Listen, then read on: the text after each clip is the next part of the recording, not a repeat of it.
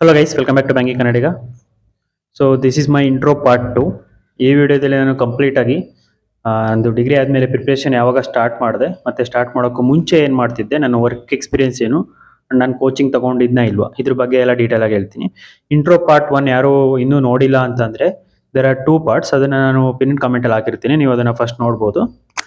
So coming straight to the point. First ನನ್ನ work experience. Actually ನಾನು ಡಿಗ್ರಿಗೆ ಹೋಗ್ಬೇಕಿದ್ರೆ part time ಕೆಲಸಕ್ಕೆ ಹೋಗ್ತಿದ್ದೆ. ಪಾರ್ಟ್ ಟೈಮ್ ಕೆಲಸ ಒಂದು ಫ್ರೂಟ್ ಶಾಪ್, ಫ್ರೆಶ್ ಜ್ಯೂಸ್ದು. ಸೊ ಅಲ್ಲಿ ಒಂದು 3 or 4 months ಏನೋ ಹೋದೆ ಅನಿಸುತ್ತೆ. I don't remember how long I went there. ಅಲ್ಲಿ ಏನಪ್ಪ ಕೆಲಸ ಅಂತಂದರೆ usually one man army. Owner ಹೋಗೋರು, ಸೊ ಓನರ್ ಹೋದ್ಮೇಲೆ ನಾನೇ ಎಲ್ಲ ಕೆಲಸ ಮಾಡಬೇಕಾಗಿರೋದು. ಲೈಕ್ ಸರ್ವಿಂಗಿಂದ ಜ್ಯೂಸ್ ಮಾಡೋದ್ರಿಂದ ಕುಡ್ದಿರೋ ಲೋಟಗಳನ್ನ ತೊಳೆಯೋದು. ಸೊ ಅಲ್ಲಿ ನನಗೆ ಪರ್ ಡೇ 300 ಕೊಡೋರು. ಯೂಶ್ವಲಿ ಸಂಡೇಸ್ ಫುಲ್ ಡೇ ಇರ್ತಿದ್ದೆ, ಉಳಿದಿರೋ ಟೈಮ್ ಪಾರ್ಟ್ ಟೈಮು. ಈವನ್ ನನಗೆ ಎಕ್ಸಾಮ್ಗಳಿದ್ದಾಗ್ಲೂ ರಜೆ ತಗೋತಿರ್ಲಿಲ್ಲ. ಈಗ ಲ್ಯಾಬ್ ಎಕ್ಸಾಮ್ ಇದೆ ಅಥವಾ ಪೇಪರ್ ಇದೆ ಅಂದರೆ ಲ್ಯಾಬ್ ಎಕ್ಸಾಮಿಗೆ 3 hour ಪರ್ಮಿಷನ್ ತೊಗೊಂಡು ಹೋಗ್ತಿದ್ದೆ. ಇನ್ನು ಪೇಪರ್ ಇದೆ ಅಂತ ಅಂದರೆ ಎಕ್ಸಾಮಿಗೆ, ಸೆಮ್ ಎಕ್ಸಾಮ್ಸಿಗೆಲ್ಲ ಹಾಗೆ ಹೋಗ್ತಿದ್ದು. ಅದಾದಮೇಲೆ 1 year retail cloth shop, men's ವೇರಲ್ಲಿ ವರ್ಕ್ ಮಾಡಿದ್ದೀನಿ ಹಾಸನಲ್ಲಿ, ವೇರ್ ಆ್ಯಂಡ್ ಟೇರ್ ಅಂತ. ಸೊ ಆ ಶಾಪಲ್ಲಿ ಅಲ್ಲೂ ಅಷ್ಟೇ ಪರ್ ಡೇ 300 ಕೊಡೋರು. ಗಿವನ್ ನಾನು ಫುಲ್ ಡೇ ವರ್ಕ್ ಮಾಡಿದರೆ, ಫುಲ್ ಡೇ ವರ್ಕ್ ಅಂದರೆ ಮಾರ್ನಿಂಗ್ 9ಗೆ ಓಪನ್ ಮಾಡಬೇಕಿತ್ತು ಶಾಪು, ಮತ್ತು ನಾನೇ ಕ್ಲೋಸ್ ಮಾಡ್ತಿದ್ದು ನೈಟ್ 10ಗೆ ಕ್ಲೋಸ್ ಮಾಡ್ತಿದ್ದೆ, 10-10:30 ಸಮ್ ಟೈಮ್. ಸೊ ಅವಾಗಲೂ ಅಷ್ಟೇ ಫುಲ್ ಡೇ ವರ್ಕ್ ಮಾಡಿದರೆ 300, ಇಲ್ಲ ಅಂತ ಅಂದರೆ ಆಫ್ ಪೇ. ಎಷ್ಟು ಅವರ್ ವರ್ಕ್ ಮಾಡಿದ್ದೀನಿ ಅದ್ರ ಬೇಸ್ ಮೇಲೆ ಓನರ್ ಡಿಸೈಡ್ ಮಾಡ್ಬಿಟ್ಟು ಕೊಡೋರು. ಓನರ್ ಅನ್ನೋಕ್ಕಿಂತ ಅವ್ರನ್ನ ನಾನು ಅಣ್ಣ ಅಂತ ಅನ್ಬೇಕು. ಏನಕ್ಕೆ ಅಂದರೆ ನಾನು ಅಲ್ಲಿ ಕಲ್ತಷ್ಟು ಇನ್ನೆಲ್ಲೂ ಕಲ್ತಿಲ್ಲ. ನೆಗೋಷಿಯೇಷನ್ ಸ್ಕಿಲ್ ಇರ್ಬೋದು, ಅಥವಾ ಜನಗಳ ಹತ್ರ ಮಾತಾಡೋ ಸ್ಕಿಲ್ಲು, ಆ್ಯಂಡ್ ಈ ಯೂಟ್ಯೂಬ್ ಮಾಡೋದಕ್ಕೆ ಕಾನ್ಫಿಡೆನ್ಸು ಎಲ್ಲನೂ ಅಲ್ಲೇ ಕಲ್ತಿದ್ದು.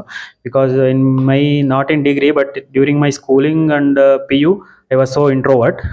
So that help me allot. ಅಲ್ಲಿ 2 ಕೆಲಸ ಮಾಡ್ತಿದ್ದೆ. ಅದು ಬಿಟ್ಟು ಇನ್ನು ರಜೆಗಳು ಲೈಕ್ ಸೆಮ್ ಹಾಲಿಡೇಸ್ ಎಲ್ಲ, ಅಥವಾ PU ಮುಗಿದ್ಮೇಲೆ ಹಾಲಿಡೇಸ್, ಸೆಮ್ ಹಾಲಿಡೇಸ್ 1 month ಆ ಥರ ಗ್ಯಾಪ್ ಇರೋದಲ್ಲ, ಅವಾಗ ಅಲ್ಲಿ ಹಾಸನಲ್ಲಿ ಒಂದು ಇಂಡಸ್ಟ್ರಿಯಲ್ ಏರಿಯಾದಲ್ಲಿ ಇಮ್ಮರ್ಸಿಂಗ್ ಅಂತ ಫ್ಯಾಕ್ಟ್ರಿ ಇದೆ. ಸೊ ಅಲ್ಲಿ ಕಾಂಟ್ರಾಕ್ಟ್ ಬೇಸ್ ಹೋಗ್ತಿದ್ದೆ.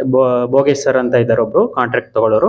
ಸೊ ಕಾಂಟ್ರಾಕ್ಟ್ ಬೇಸ್ ಕಳ್ಸೋರು. ಅಲ್ಲಿ ಏನಪ್ಪ ಕೆಲಸ ಅಂದರೆ ಬೇಸಿಕಲಿ ಹೌಸ್ ಕೀಪಿಂಗ್ ಅಂತ ಹೇಳ್ಬೋದು, ಅಥವಾ ಲೋಡಿಂಗ್ ಅನ್ಲೋಡಿಂಗ್, ಡಿಪೆಂಡ್ಸ್ ಅವ್ರದ್ದು ರಿಕ್ವೈರ್ಮೆಂಟ್ ಏನಿರುತ್ತೆ ಅದ್ರ ಮೇಲೆ. ಬಟ್ ಅಲ್ಲಿ ಪೇಮೆಂಟ್ ಚೆನ್ನಾಗಿತ್ತು, 600 ಕೊಡೋರು ಫುಲ್ ಡೇ ವರ್ಕ್ ಮಾಡಿದರೆ. ಫುಲ್ ಡೇ ಅಂದರೆ ಅಲ್ಲಿ 10 hour ವರ್ಕ್, 10 or 8 hours. ಅಲ್ಲಿ ಬೇಸಿಕಲಿ ಸ್ವೀಪಿಂಗ್ ಇರ್ಬೋದು, ಕ್ಲೀನಿಂಗು, ಡಸ್ಟಿಂಗು, ಅಥವಾ ಕಂಟೈನರ್ಸ್ ಲೋಡ್ ಮಾಡೋದು, ಅನ್ಲೋಡ್ ಮಾಡೋದು, ಫೋಲ್ಡಿಂಗ್, ಕೆಲವೊಂದು ಸಲ sewage cleaning, water plantation cleaning, ಈ ಥರ ಎಲ್ಲ ಕೆಲಸ ಮಾಡಿದ್ದೀನಿ. ಬಟ್ ಅಲ್ಲಿ ಕಂಟಿನ್ಯೂಸ್ ಮಾಡ್ತಿದ್ದೆ. ಲೈಕ್ ರಜೆ ಇದ್ದಾಗ ಮಾತ್ರ ಹೋಗೋಕ್ಕಾಗ್ತಿದ್ದು ಸೆಮ್ ಹಾಲಿಡೇಸಲ್ಲಿ. ಅದು ಬಿಟ್ಟು ಡಿಗ್ರಿ ಮುಗಿದ ಮೇಲೆ ಮೈಸೂರಲ್ಲಿ ವಿಜಯನಗರ ಸೆಕೆಂಡ್ ಸ್ಟೇಜಲ್ಲಿ ಒಂದು ರಿಲಯನ್ಸ್ ಮಾರ್ಟ್ ಇದೆ, ಅಲ್ಲಿ ಪಾರ್ಟ್ ಟೈಮ್ ಜಾಬ್ ಕೂಡ ಮಾಡಿದ್ದೀನಿ. ಅವಾಗ ಏನಕ್ಕೆ ವಿಜಯನಗರಕ್ಕೆ ಹೋಗಿದೆ ಅಂತಂದರೆ ಅದು ನೆಕ್ಸ್ಟ್ ಹೇಳ್ತೀನಿ ನಾನು, ಮೈಸೂರಲ್ಲಿ ಏನಕ್ಕೆ ಹೋಗಿದೆ ಅಂತ. ಸೊ ಅಲ್ಲಿ ನಾನು ಪಾರ್ಟ್ ಟೈಮು 2.5 months ಮಾಡಿದೆ, ಟಿಲ್ ಏಪ್ರಿಲ್ ಎಂಡ್ವರೆಗೂ. 2024 ಮೇಯಿಂದ ಪ್ರಿಪ್ರೇಷನ್ ಸ್ಟಾರ್ಟ್ ಮಾಡಿದ್ದು. 2024 ಏಪ್ರಿಲ್ವರೆಗೂ ನಾನು ಅಲ್ಲಿ ಪಾರ್ಟ್ ಟೈಮ್ ಕೆಲಸ ಮಾಡ್ತಿದ್ದೆ ರಿಲಯನ್ಸ್ ಮಾರ್ಟಲ್ಲಿ. That was a 6 hour duty. ಅಲ್ಲೂ ಕೂಡ ಶಾಪ್ ಕೀಪಿಂಗ್, ಮತ್ತು ಜೋಡಿಸೋದು, ಲೋಡ್ ಬಂದರೆ ಅನ್ಲೋಡ್ ಮಾಡೋದು. ಸೊ ಆ ಥರ ವರ್ಕ್ ಇರೋದು.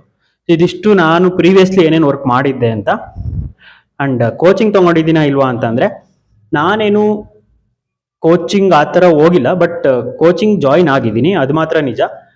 2023 ನವೆಂಬರಲ್ಲಿ ನಂದು ಡಿಗ್ರಿ ಮುಗ್ದಿದ್ದು. ಅದಾದಮೇಲೆ ಡಿಸೆಂಬರ್ ಜನವರಿವರೆಗೂ ಸುಮ್ಮನೆ ಟೈಮ್ ವೇಸ್ಟ್ ಆಯಿತು ಏನು ಓದಬೇಕು ಅಂತ. ಬಟ್ ಡಿಸೈಡ್ ಮಾಡಿದ್ದೆ ಬ್ಯಾಂಕಿಂಗ್ ಹೋಗಬೇಕು ಅಂತ. ಅದಾದಮೇಲೆ ಜಾನ್ ಮಂತಲ್ಲಿ ಒಂದು ಕೋಚಿಂಗ್ ಸೆಂಟರ್ ಸೇರ್ಕೊಂಡಿದ್ದೆ. ನಾನು ನೇಮ್ ಹೇಳಲ್ಲ, ಯಾಕೆಂದರೆ ನಾನು ನೇಮ್ ಹೇಳಿ ಮತ್ತೆ ಇನ್ಫ್ಲೂಯೆನ್ಷಿಯಲ್ ಆಗಿ ಅಲ್ಲೋದ್ರೆ ಫ್ರೆಂಡ್ಸ್ ಸುಮ್ಮನೆ ಟೈಮ್ ವೇಸ್ಟ್ ಆಗುತ್ತೆ. ಸೇರ್ಕೊಂಡಿದ್ದೆ ನೆಪ ಮಾತ್ರಕ್ಕೆ ಮಾತ್ರ.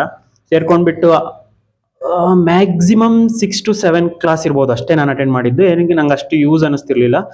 ಅವ್ರಿಗಿಂತ ಆಲ್ರೆಡಿ ನಾನು ಯೂಟ್ಯೂಬಲ್ಲಿ ನೋಡಿದ್ರೇ ಬೆಟರು ಆ ಥರ ಫೀಲ್ ಆಗ್ತು. ಸೊ ನಾನಲ್ಲಿ ಹೋಗಲಿಲ್ಲ. ಅದು ಒಂದು ರೀಸನ್ ಇರ್ಬೋದು. ಇನ್ನೊಂದು ರೀಸನ್ ಏನು ಕ್ಲಾಸ್ ಅಟೆಂಡ್ ಮಾಡೋಕ್ಕಾಗಲಿಲ್ಲ ಅಂತಂದರೆ, ಅದೇ ಟೈಮಲ್ಲಿ ನಾನು ಈ ರಿಲಯನ್ಸ್ ಮಾರ್ಟಲ್ಲಿ ಜಾನ್ ಫೆಬ್ ಆ ಮಂತಲ್ಲೇ ರಿಲಯನ್ಸ್ ಮಾರ್ಟಿಗೆ ಸೇರ್ಕೊಂಡಿದ್ದು. It was very tiredful work.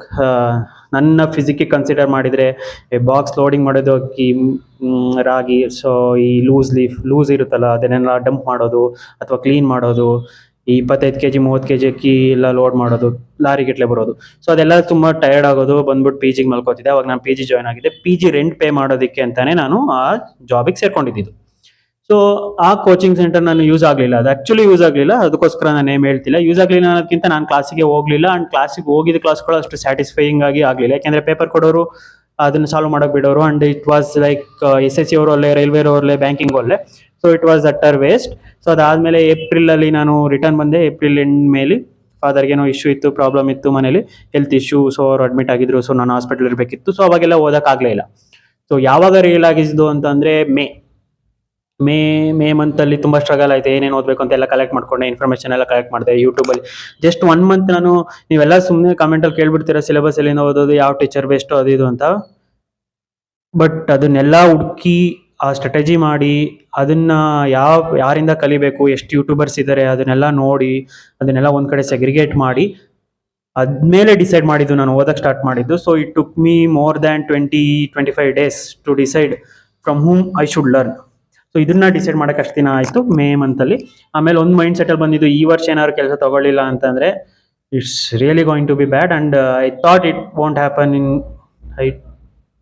B happening in upcoming years. So ಅದನ್ನು ನಾನು ಡಿಸೈಡ್ ಮಾಡಿದ್ಮೇಲೆ ಎಕ್ಸಾಕ್ಟ್ಲಿ ಮೇ 28 ಆರ್ 29 ನಾನು ಶುರು ಮಾಡಿದ್ದು. ಫಸ್ಟ್ ಮಾಡಿದ್ದೇನಪ್ಪ ಅಂತಂದರೆ, ನಾನು ಮತ್ತೆ ಎಲ್ಲಾನು ರೆಡಿ ಮಾಡ್ಕೊಂಡಿದ್ದೆ. ಯಾವ್ಯಾವ ಎಕ್ಸಾಮ್ಸ್ ಇದೆ, ಯಾವಾಗ ಕಾಲ್ಫರ್ ಆಗುತ್ತೆ, calendar, last 3 years cut off, ನಾನು ಇಷ್ಟು ಸ್ಕೋರ್ ಮಾಡಬೇಕು. ಓಕೆ, ಲಾಸ್ಟ್ 3 years ಇಷ್ಟು ಕಟ್ ಆಫ್ ಇತ್ತು, ಸೊ ನಾನು ಇಷ್ಟು ಸ್ಕೋರ್ ಮಾಡಬೇಕು. ಇದನ್ನೆಲ್ಲ ರೆಡಿ ಮಾಡಿ ಮೇ 28-29 ಸ್ಟಾರ್ಟ್ ಮಾಡಿದೆ. ಜೂನ್ ಮಂತ್ ಫುಲ್ ಡೆಡಿಕೇಟೆಡ್ ಆಗಿದ್ದೆ. ಒಂದು ಸ್ವಲ್ಪನೂ ಟೈಮ್ ವೇಸ್ಟ್ ಮಾಡಲಿಲ್ಲ ನಾನು. Really I appreciate myself for that. And ನನಗೆ ಸ್ವಲ್ಪ ಶಾಕ್ ಆಯಿತು, ಇಷ್ಟೊಂದು ಕನ್ಸಿಸ್ಟೆನ್ಸಿ ಆಗಿ ಮಾಡಿದ್ದೀನಿ ಅಂತ. 1 ಮಂತ್ ಅಷ್ಟೇ ನಾನು ಕನ್ಸಿಸ್ಟೆಂಟ್ ಮಾಡಿದ್ದು. ನನ್ನಲ್ಲಿ ಡೈಲಿ ರೂಟೀನ್ ಅಂತ ವಿಡಿಯೋ ಇದೆ, ಅದು ನಿಮಗೆ ಸ್ಟ್ರಾಟಜೀಸ್ ಫಾರ್ ಬ್ಯಾಂಕಿಂಗ್ ಇನ್ ಕನ್ನಡ ಅಂತ ಒಂದು ಪ್ಲೇ ಲಿಸ್ಟ್ ಇದೆ. ಆ ಪ್ಲೇ ಲಿಸ್ಟ್ ಅಲ್ಲಿ ನನ್ನ ಡೈಲಿ ರೂಟೀನ್ ಇರುತ್ತೆ, ನೀವು ಆ ಡೈಲಿ ರೂಟೀನ್ ನೋಡೋದು ಅಷ್ಟೇ.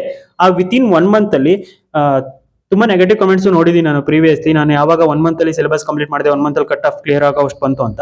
ಬಟ್ ನೀವು ಆ ಡೈಲಿ ರೂಟೀನ್ ನೋಡಿದ್ರೆ ಗೊತ್ತಾಗುತ್ತೆ ನಾನು ಯಾವ ತರ ಪ್ಲಾನಿಂಗ್ ಮಾಡಿದ್ದೆ, ಯಾವ ತರ ಡೆಡಿಕೇಟೆಡ್ ಆಗಿ ಓದಿದೆ ಅಂತ.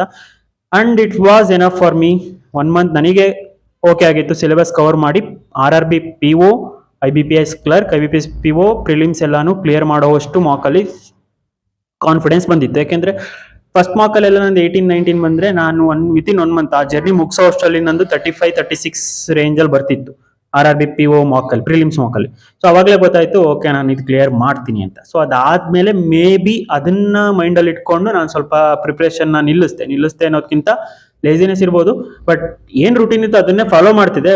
ಸುಮ್ಮನೆ ಮತ್ತೆ ಮಾರ್ಕ್ ಹಾಕೋದು, ಇಲ್ಲ ಕ್ವಿಸ್ ಅಟೆಂಡ್ ಮಾಡೋದು ಅಡ್ಡ 24 ಅಲ್ಲಿ, ಅಥವಾ ಪ್ರಾಕ್ಟೀಸ್ ಮಾರ್ಕ್ ಅಥವಾ ಸ್ಮಾರ್ಟ್ ಕಿಡದಲ್ಲಿ PDF ಗಳು ತಗೊಳ್ಳೋದು, PDF ಪ್ರಾಕ್ಟೀಸ್ ಮಾಡೋದು ಅಷ್ಟೇ ಮಾಡ್ತಿದ್ದು. ಎಕ್ಸ್ಟ್ರಾ ಏನು ಎಫರ್ಟ್ ಹಾಕ್ಲಿಲ್ಲ ಮೇನ್ಸ್ಗೆ ಅಂತ. ಬಟ್ ಕೊಟ್ಟಿರುವಂಥ ಎಲ್ಲ ಪ್ರಿಲಿಮ್ಸ್ಗಳು ಕ್ಲಿಯರ್ ಆಯಿತು. ಮೇನ್ಸಿಗೆ ಅಪೇರ್ ಆಗಬೇಕಾದ್ರೆ ಮೇನ್ಸ್ ಪ್ರಿಲಿಮ್ಸ್ ರಿಸಲ್ಟ್ ಬಂದಾದ್ಮೇಲೆ ಮೇನ್ಸ್ ಇದೆ, ಯಾವಾಗ ಕರೆಂಟ್ ಅಫೇರ್ಸ್ ಓದಬೇಕು ಅಂತ ಕರೆಂಟ್ ಅಫೇರ್ಸ್ ಇಟ್ಕೊಂಡೆ. ಅದು ಕೂಡ ಎಫೆಕ್ಟಿವ್ ಆಗಿ ಪ್ಲಾನ್ ಮಾಡಿದೆ, ಎಲ್ಲಿಂದ ಓದಬೇಕು, ಎಷ್ಟು ಓದಬೇಕು, ಯಾವ ಸೋರ್ಸ್ ಫಾಲೋ ಮಾಡಬೇಕು ಅಂತ. ಸೊ ಎಫೆಕ್ಟಿವ್ ಆಗಿ ಫಾಲೋ ಮಾಡಿದ್ರೆ ಅದು ಓಕೆ ಥರನೇ ಸ್ಕೋರ್ ಬಂತು. ಎಸ್ಪೆಷಲಿ ನನಗೆ ಸೆಲೆಕ್ಟ್ ಆಗಿರೋ ಲಾಸ್ಟ್ ಎಕ್ಸಾಮ್ ಇದು, ನಾನು ಸೆಲೆಕ್ಟ್ ಆಗಿರೋದು ಯೂನಿಯನ್ ಬ್ಯಾಂಕ್ ಅಲ್ಲಿ. ಸೊ ಇದೇ ಎಕ್ಸಾಮ್ ಆಗಿದ್ದು December 4th ನನಗೆ. ಸೊ ಅದಕ್ಕಿಂತ ಮುಂಚೆ November 27 ಅಥವಾ 28 ನನಗೆ RRB PO ಇಂಟರ್ವ್ಯೂ ಇತ್ತು. ಆ ಇಂಟರ್ವ್ಯೂಗೆ ಅಂತ ಬ್ಯಾಂಕಿಂಗ್ ಅವೇರ್ನೆಸ್ ತರೋವಾಗಿ ಓದಿದ್ದೆ, ಅದು ಇದಕ್ಕೂ ಕೂಡ ಹೆಲ್ಪ್ ಆಯ್ತು. ಅಂಡ್ IBPS ಕ್ಲರ್ಕ್ ಮೈನ್ಸ್ ಅಥವಾ RRB PO ಮೈನ್ಸ್ ಮತ್ತೆ IBPS PO ಮೈನ್ಸ್ ಇದಕ್ಕೆಲ್ಲ ಸ್ವಲ್ಪ ಒಂದೊಂದು ಮಂತ್ ಕರೆಂಟ್ ಅಫೇರ್ಸ್ ಓದಿದೆ. ಸೊ ಅಲ್ಲೇ ನನಗೆ 3 months current affairs already cover ಆಗೋಗಿತ್ತು, ಜಸ್ಟ್ 1 ಮಂತ್ ಓದ್ಕೊಂಡು ಫೈನಲ್ ಎಕ್ಸಾಮ್ಗೆ. ಸೊ ಅದೆಲ್ಲ ಕರೆಂಟ್ ಅಫೇರ್ಸ್ ಮೊದಲೇ ಓದಿರೋದ್ರಿಂದ, ಮತ್ತೆ ಅದಕ್ಕೆ ಎಕ್ಸ್ಟ್ರಾ 2 ಮಂತ್ಸ್ ಎಕ್ಸ್ಟ್ರಾ ಓದ್ಕೊಂಡು December 4th ಆಕ್ಚುಲಿ ಏನು ಓದಿರಲಿಲ್ಲ, RRB PO ಸೆಲೆಕ್ಟ್ ಆಗ್ಬಿಡ್ತೀನಿ ಅಂತ ಅನ್ಕೊಂಡು ಫುಲ್ ಕಾನ್ಫಿಡೆಂಟ್ ಆಗಿದ್ದೆ ನಾನು. ಬಟ್ ಅದು it went so wrong. But RRB PO final list select ಆಗಲಿಲ್ಲ ಅಂತ ಅಂದ್ರೂ ಯೂನಿಯನ್ ಬ್ಯಾಂಕಲ್ಲಿ ಆಯಿತು.